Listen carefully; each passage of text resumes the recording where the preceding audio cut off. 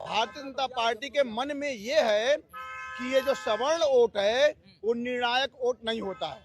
उसने ये वहम पाल रखा है, भ्रम पाल रखा है कि सवर्ण वोट अपना गुलाम है, अपना बंधुआ मजदूर की तरह है, ये कहीं नहीं जाएगा, आएगा तो भाजपा के ही पास आएगा। और उसको ये हल्के में ले रहा है, भारतीय जनता पार्टी हल्के में ले रही है कि निर्णायक वोट नहीं है। लेकिन मैं आपके चैनल के माध्यम से बताना चाहूंगा कि भारतीय जनता पार्टी का अगर निर्णायक वोट है तो यही सवर्ण वोट है। भारत सरकार के प्रधानमंत्री को मैं धन्यवाद देता हूं, जो हमारे बच्चे विश्वविद्यालय में, इंजीनियरिंग कॉलेज में, मेडिकल में जो पढ़ने जाते थे, उन पर जिस तरह का जातीय हमला होता था, आज वो उस कानून को खत्म करने का काम माननीय मोदी जी किए हैं, वो धन्यवाद के पात्र हैं। क्या जानना चाहते हैं? 27 में सरकार को ब्राह्मण उखाड़ के फेंक देंगे, यही तो जानना चाहते थे। अब बोले ना, लेट बोले, थोड़ा लेट बोले आप। इतनी देर से यही 27 में अब ब्राह्मण समाज भारतीय जनता पार्टी की सरकार को उखाड़ करके फेंक देगा। बस यही जानना था, क्या कर रहे हैं आप?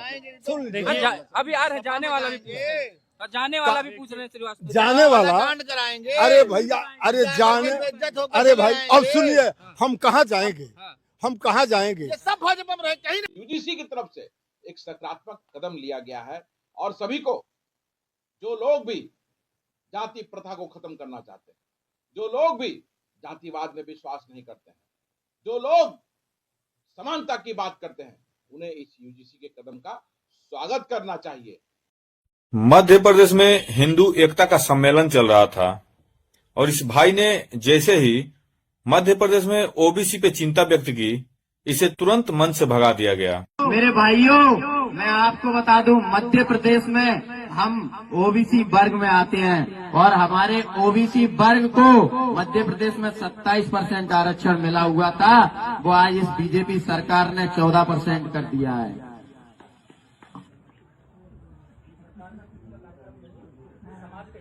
हमारे यहाँ लोग तो बैठे हुए जो तो हमें एक संदेश दे। ये है असलियत सच्चाई। इसलिए मैं कहता हूं आप लोगों से, आप लोग किसी पार्टी के लिए दूसरे धर्म के लोगों को गालियां देते हो ना, ये है इस देश की सच्चाई। आप तब तक ही हिंदू हो जब तक आप अपने अधिकार पे चुप हो, अपने आरक्षण पे चुप हो। ज्यों ही आप अपना अधिकार मांगना स्टार्ट कर दिया, अपना आरक्षण मांगना स्टार्ट कर दिया, ऐसे ही भगा दिए जाओगे आप।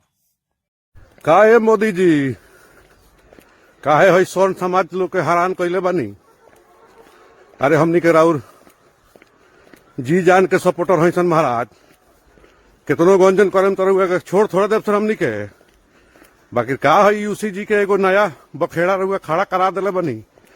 एगो है नीला डायमंडवा 500 साल के बदला लेते बड़े सन गाली दे दे के, एगो रहुआ ऊपर से काला कानून बना बना के हमनी के उपाय कैले जतनी। अरे महाराज, कम से कम अपना समर्थक स्तर पर तो ध्यान राखी। अरे हमनी के अपन खर्चा करके राउ सपोर्ट करे निसन महाराज। रउआ खातिर हमनी के कितना मुकदमा चलता, रउआ इतना गंजन करता नहीं। दया करी, दया त्राही मामबा यहाँ स्वर्ण समाज में दया करके हमनी के तनी रहे दी भारत में। ही तो भगावे के फिर में लगले बड़े सन। कहाँ दून कहता सन कि हमनी के यूरेशिया के या कहाँ दून नेपाल के हई सन। महाराज जी, हमनी के यही भारत के हई सन। अखंड भारत बनावे के वादा हमनी के रुआ साथे मिल के कैले बनी सन, अब बनैबे करे सन। धन्यवाद।